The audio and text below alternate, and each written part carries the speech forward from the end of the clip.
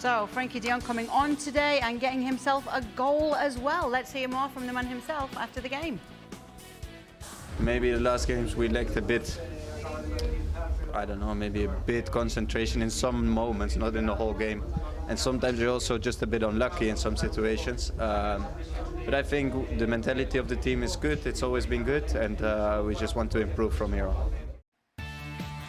Barcelona bouncing back to winning ways. Obviously, they were still top of the table. It's just that the teams behind them have been closing in and capitalising on those dropped points. But they did what they needed to do, and they stayed top of La Liga in first place. Luis Garcia was watching at the beginning of the game, maybe in the first half like this. Things got better in the second half, Luis, and they really did need that win today. What went right for them? Yeah, definitely, Kay. It was a very important week for this Barcelona that it was almost arriving, and Gemma mentioned, in a little crisis, even though that they are at the top of the table. But you could see that the way that this Barcelona style was being used, it wasn't working as they were expecting, or what we saw in the beginning of the season. And definitely the first 45 minutes were a little bit too open. They couldn't control. They were losing the ball too easily, so allowing to Mallorca to have the ball, to create, and to believe that they could get something from that game. We don't forget that Mallorca has been doing a great season. He's placing 6-7 place on the table, but it was Barcelona in the second half with that patience, with that composure, keeping the ball, and of course, because a little bit Mallorca kind of ran out of legs, started leaving a few more spaces, not arriving to the pressure that they did very well in the first half, and then Barcelona started creating more chances and capitalizing some of those. Let me say just a little bit about Lamine Yamal playing on that right side and why he's using that much that outside of the foot. He's got so many different skills that because of his left foot, he's always tried to lean a little bit and get caught inside to find the perfect assist with the inside of the foot. So in the end, the defensive side, they are always trying to cover. What they don't count is that he's got a fantastic touch with the outside of the foot. The space is right there. He can see it, and then he starts assisting. It's not the first or the second time. We've seen 3 or 4 times Lamine Yamal doing it. And once again today, he worked perfectly to get the 3 points for Barcelona. And one of his biggest skills, and it bears repeating as well, Ale, as you've done so often right here on this show, is the way he makes the rest of the team different when he's on the pitch. Yeah, the presence of Lamine Yamal, and look, we're talking about a teenager, and yet consistently he has been their best attacking players, and I will go as far back as last season as well. Consistently their best attacking player. His presence on the right-hand side, what it does, not only for him, but really for the rest of the team, is that it frees up Rafinha to be able to appear in the sort of position in which he appeared in order to score his goal. See, we don't have the outside of the left foot pass from Lamine Yamal if Rafinha is not willing to make those runs. Yeah, obviously the stats have to tell a story, and you can see that story right there. Just changes so much when he is in the starting 11. So let's get word from Lamine Yamal himself and Hansi Flick after Barcelona bounced back. Si Lamine Yamal es titular, siempre gana el Barça, ¿no? Nada, al final lo importante es el equipo, que estemos todos bien. Yo creo que cuando jugamos bien ganamos el 100% de las veces y depende de nosotros siempre, así que muy contentos. Has tenido un partido muy completo. La asistencia para el gol de Rafinha con el exterior es monumental. ¿Cómo se te ha ocurrido eso?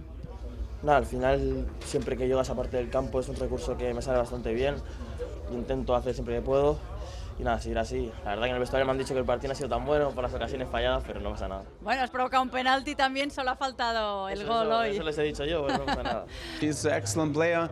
He's really good, and today we think a little bit that he played a little bit in front, so more like a 10 for Danny, and he did it really good. He could score a goal in the first half, but he's important because he can create a lot of things, positive things for the team, and we need him.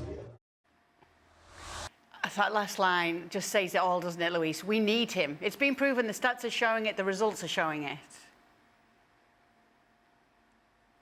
Yeah, exactly. And Ali was mentioning about what he creates, but also what he forces to the opponent to do. Mujica, the left back of Mallorca, is a player who likes to go forward many often, so he creates an advantage sometimes doing 2v1 situation. But knowing that Lamine Yamal is in that position, you have to cover more. You cannot go freely going forward, and the amount of players who are going to be trying to arrive in the last there is going to be less, because you have to have an eye on this player. As you could see in the highlights, every single time that he's been free with the space, he creates danger. It doesn't matter if he goes 1 or 2 players, he kind of attracts more players, so give freedom to the players to receive the ball. So he's not in top form. You could see that the speed is not the same, the aggressiveness of going to try to find a 1v1 situation is not the same, but in the end, he's so creative, he's so decisive in the last there, that when he's on the ball, anything can happen. It's great to see Rafinha and Lamine Yamal. And if I may say, the big news coming into this match as the lineups came out was no Robert Lewandowski. No Robert Lewandowski. What could possibly happen? Well, I'll tell you what has happened here. Not only did he get a rest, he scored 5 goals. And I'm not suggesting that Lewandowski should sit on the bench in the long term, but I am saying that it does create a conversation.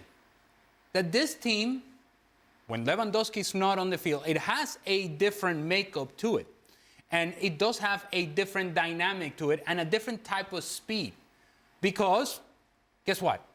It wouldn't be Rafinha appearing in that space if Lewandowski is sitting right there in the 18-yard box. Now, Lewandowski should play, and will score important goals. But I think what it has given is a message to everybody else. We can score a bunch of goals even if that guy is not on the field. That's a great place to be if you're Barcelona, and it's certainly a great place to be if you're Hansi Flick. Yes, a great place to be right now for Barcelona, top of the table and trying to just keep that distance between themselves and the chasing pack. More midweek action is coming up in the form of Athletic against Real Madrid. That's tomorrow. Both Ali and I think Real Madrid can actually win this game. Gemma Soler and Luis Garcia both going for draws. For Luis Garcia, it's a 1-1 draw as well. You will be finding out how it all plays out at San Mamés tomorrow. There will be build-up to that game right here on ESPN+. Be sure to be with Dan and the team from 2:30 Eastern. That would conclude Ale Moreno once again.